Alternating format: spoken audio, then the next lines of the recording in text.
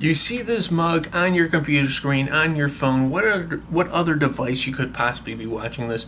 You know that it's time for Comic on Comics here on the Media Junkies channel. Thank you guys for tuning in. My name is Dan Brown. I'm glad you guys are making me part of your routine here. As you know, what I like to do here, I like to review comic books, movies, different things coming out here. And the one book I would definitely like to review right now is the WWE number 5 in the Boom Studio series. A little bit of a different take on this one here. We are actually stepping aside from from Seth Rollins. They're focusing a little bit more on Dean Ambrose right now in this book. All I have to say is I wish the WWE has actually been writing a little bit better for Dean Ambrose. In this book, did a better job than what they've been doing lately, in my opinion, at least. So in this book, he's going back to his car. He's got this old beat-up car, which is kind of a little weird to think about, but if you know the character, you know that maybe that's not like the worst thing for him. You know, he does seem like the kind of guy who would hold on to a beat-up car for a while.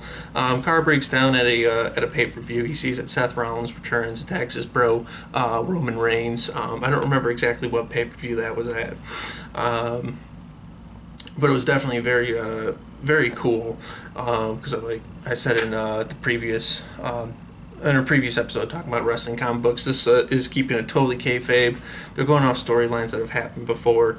So he goes in there, sees his boy Roman. There's a little bit of a backstage fight between Charlotte and Sasha Banks, which security guard goes to stop, and Dean Ambrose tells him that this doesn't concern him, and the security guard's like, well, I'm the security guard, that's what I'm here for, and instead they just kind of watch them fight.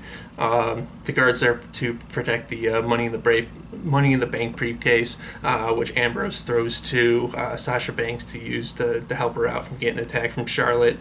So the case is all messed up, and the security guard is a little bit upset that he allowed the case to get so destroyed. So Ambrose's car is breaking down. They give him some tools to fix it. He looks next to him. He sees Brock Lesnar's giant, huge truck. He decides to go in there, takes the parts out. Lesnar sees him. The two of them fight. He takes a giant metal part of the car and bashes against Lesnar's skull, to which Paul Heyman goes, okay, we quit.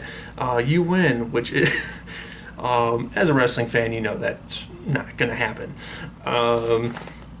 Because unfortunately, we've seen the Lesnar-Ambrose match at WrestleMania a couple years ago. But, so Lesnar beats him up a little bit too, destroys the car some. So Ambrose drives down the road, starts to see a car come up. He thinks it's Lesnar at first, turns around, it's Sasha Banks there to help him out, and that's kind of where we leave off, taking us to the next story here. WWE comic books have been pretty cool with this run, keeping it kayfabe, so kind of giving you a little bit of the backstory about what happened to some of the storylines, some of the things you didn't see when the cameras turn off. Clearly this, these events never happened, but it's cool to wonder about, what happens during the week-to-week when you don't see them on the camera, when they go backstage after they just had a big fight and whatnot.